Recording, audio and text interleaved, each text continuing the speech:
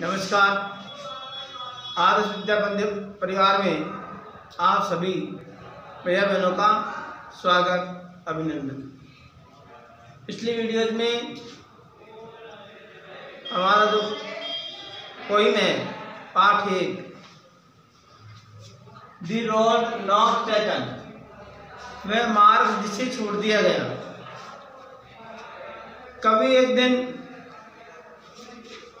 घूमते घूमते हुए जा रहा था और जब रास्ते में चला तो वह रास्ता आगे जाकर के पहुंच गया तो उसे वह रास्ता 2 दिशाओं में जाता हुआ नजर आया। अब कभी बहुत देर तक सोचता रहा कि मुझे इस रास्ते में चलना चाहिए कि इस रास्ते में चलना चाहिए। कवि ने बहुत देर तक विचार किया और उसने उस पहले रास्ते को छोड़ दिया और दूसरे रास्ते में चल दिया। थोड़ी दूर जाकर के उसने देखा कि लगभग दोनों रास्ते ही ऐसे थे जिन पे बहुत कम लोग चले थे, जिसके कारण जो दूब की पत्तियां हैं वह मुरझाई नहीं थी, ज़्यादा पहले कुछ नहीं हुई थी।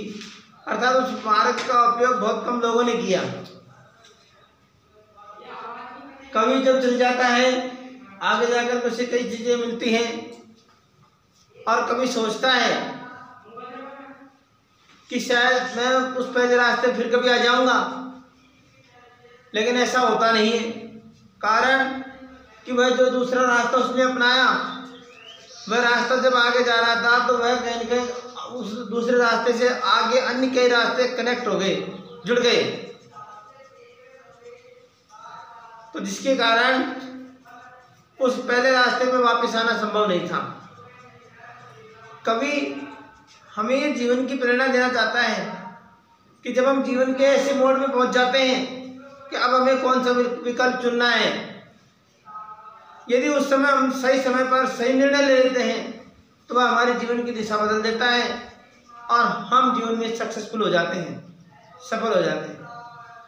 यदि हम सूझबूझ का यदि अभाव रहता है और यदि किसी अन्य रास्ते को चुन लेते हैं जिसके कारण जीवन डाइवर्ट हो जाता है और वहाँ असफलता हमको मिलती है। तो कवि ये कहना चाहता है कि हम जब भी ऐसी स्थिति में आए तो हमें सोच विचार करके और सही निर्णय लेना चाहिए। तब कवि आगे चल करके इसमें ये बताना चाहता है, I shall be telling this with a sigh. और जब आगे चल जाता है तो कवि ये कहता है कि मैं एक बहुत गहरी आह भर करके, और वो कहता है, आह भरता है और ये बताता है, somewhere edge and edge hands, कि कहीं न कहीं आगे चलकर भविष्य में बहुत समय बाद जब वह अवलोकन करता है तो उससे पश्चाताप होता है। उससे पश्चाताप होता है कि शायद मेरा पहला रास्ता सही था। Two roads diverge in a wood, जंगल में 2 रास्ते चले जाते हैं और कभी वहाँ उस रास्ते को अपनाता है, सोचता है। फिर कभी कहता है, आई टुक दी वन लेस ट्रेवल्ड बाय, मैंने उस रास्ते को अपनाया कि जिसको बहुत कम लोगों ने काम में लिया था। एंड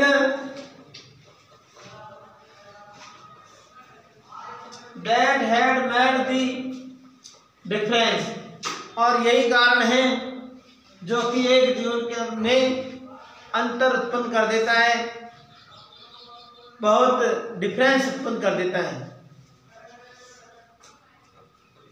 एज एंड एज का अर्थ है भविष्य में, बहुत समय पश्चात या बहुत समय बाद।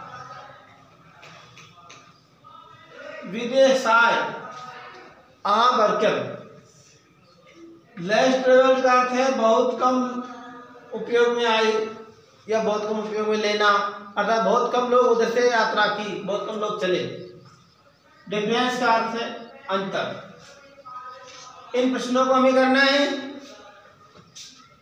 विच road did the poet take, कवि ने कौन सा रास्ता अपनाया या कवि कौन सा रास्ते को अपनाता है। The poet took the road, कवि ने उस रास्ते को अपनाया which used by only a few people, only a few people, कवि ने उस रास्ते को अपनाया जिसपे केवल कुछ ही लोग चले थे।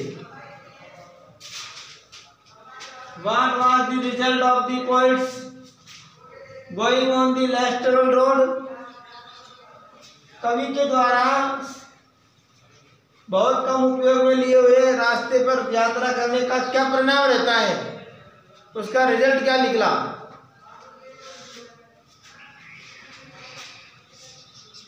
The result of the poets going to less traveled road, कवि के द्वारा बहुत कम उपयोग में लिए हुए उस रास्ते पर जाने का जो परिणाम निकला was that वह ये था his life changed completely, उसका जीवन पूर्ण रूप से बदल गया। Why does the poet say, कवि ये क्यों कहता है with a sigh, हाँ भर के, हाँ भरकर कवि ये क्यों कहता है that by choosing one less traveled path has made all difference,